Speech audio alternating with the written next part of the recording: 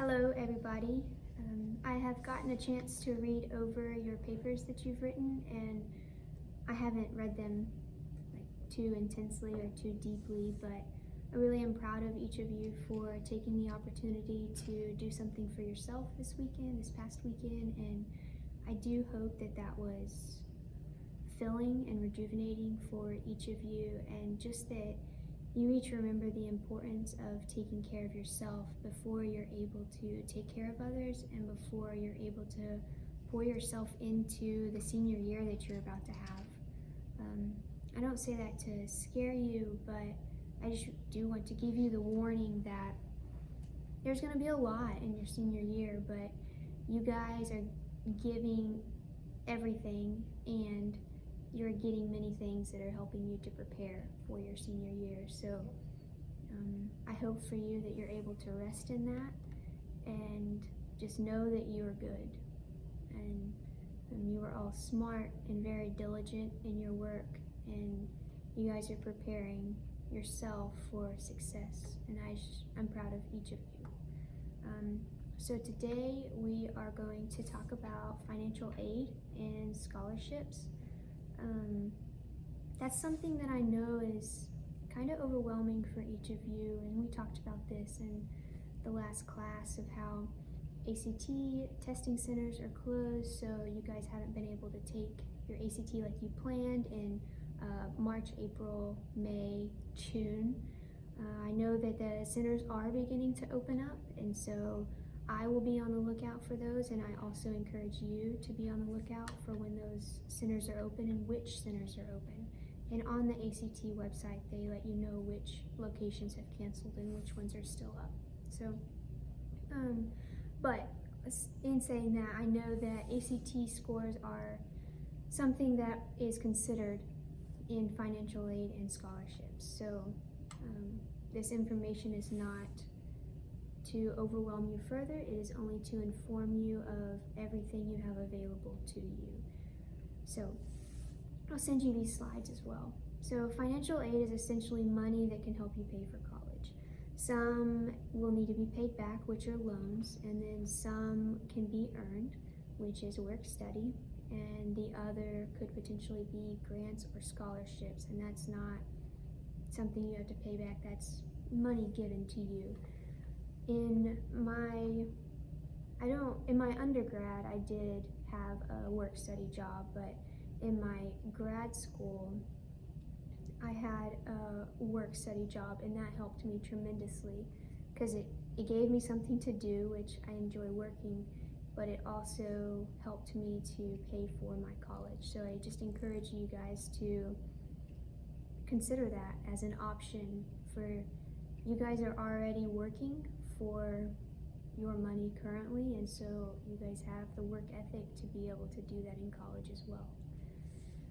There's also financial aid offered to need-based aid, and that is based on a family's financial need. And then there's also a merit-based aid, which is based on your academics and achievements. So I just want you guys to know that there are two other options that are more significant than based on your ACT score, your academic achievements, and so forth. There are other options for you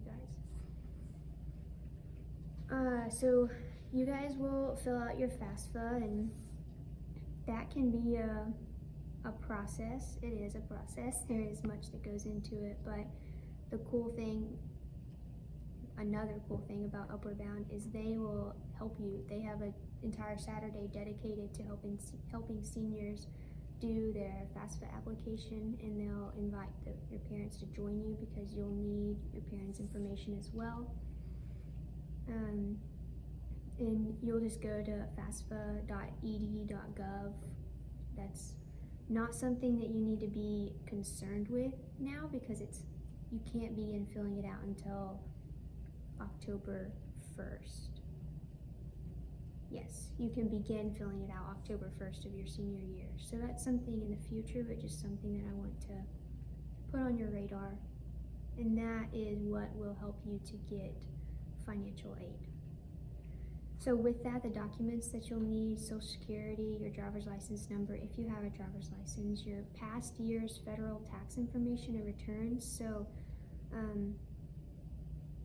I think that would be what your parents filed for by April of this year, is the tax return that you'll need. So and Mr. Scott will help you to know to bring all this paperwork whenever you come on that Saturday.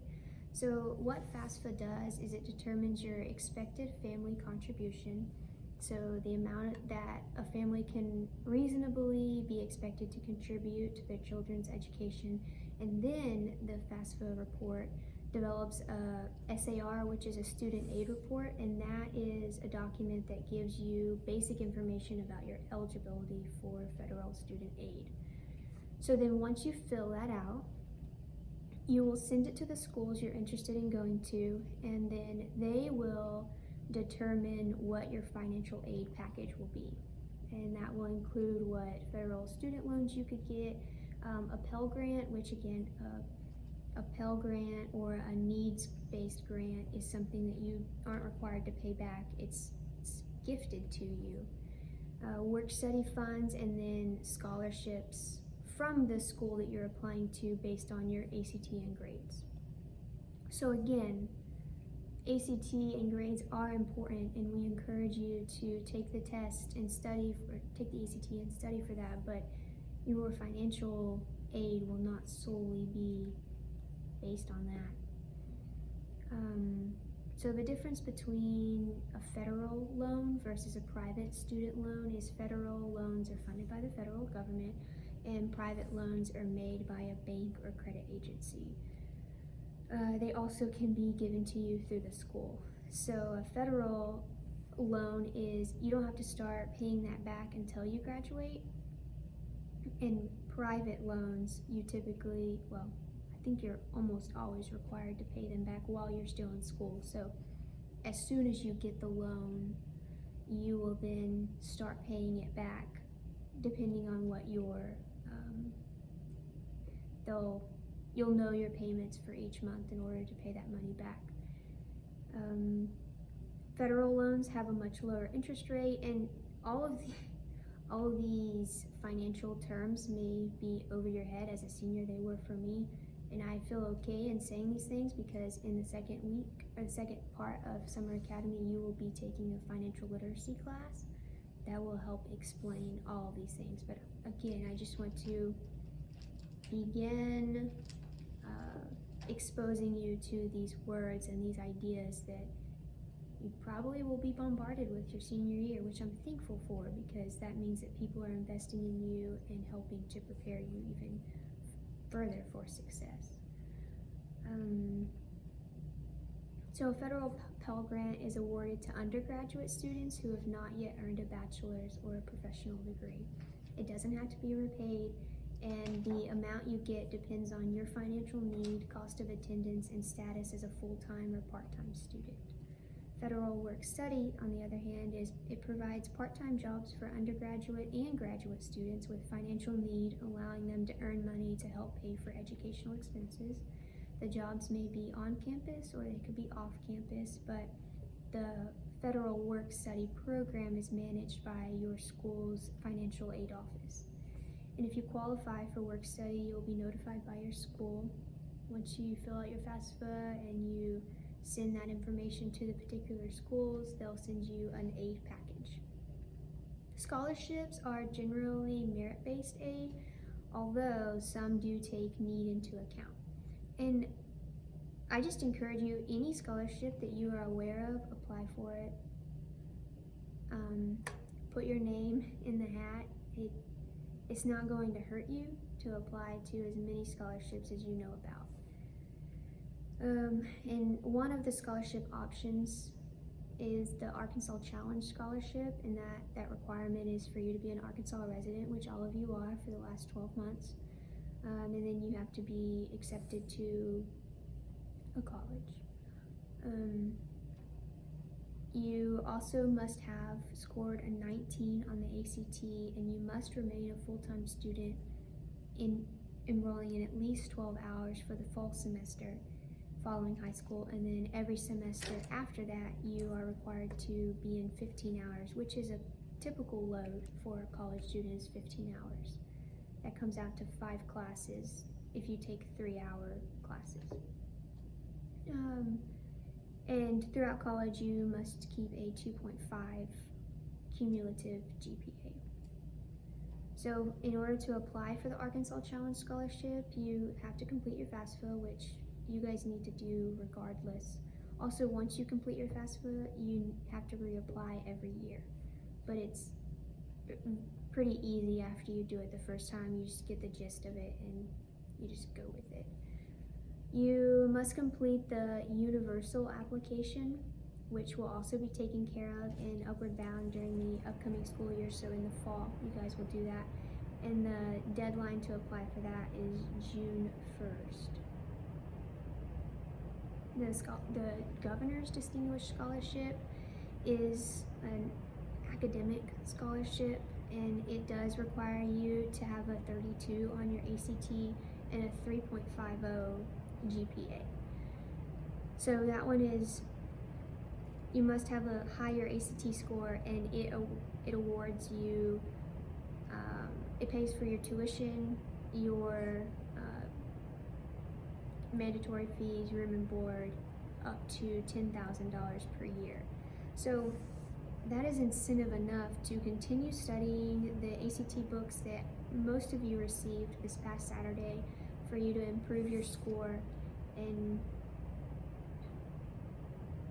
take this time that centers aren't open to study for your ACT. And I know each of you are determined to increase your score, so allow that to motivate you even deeper, as well as knowing that you will be rewarded for that hard work in a financial way. So again, with the Governor's Distinguished Scholarship, you must remain in 12 hours. You must start with 12 hours, and then you have to have 15 hours each semester after. But the difference is you must maintain a 3.25 GPA instead of a 2.5, which was the Arkansas Challenge Scholarship. Some places that you can look for scholarships is fastweb.com, scholarships.com, and then bigfuture.collegeboard.org. And then there are organizations here in Searcy that offer scholarships to local students, and you guys can be in contact with your school counselor that can help you know those scholarships, because they do this every year and they know the process really well and what is available to you specifically for your school as well as your town.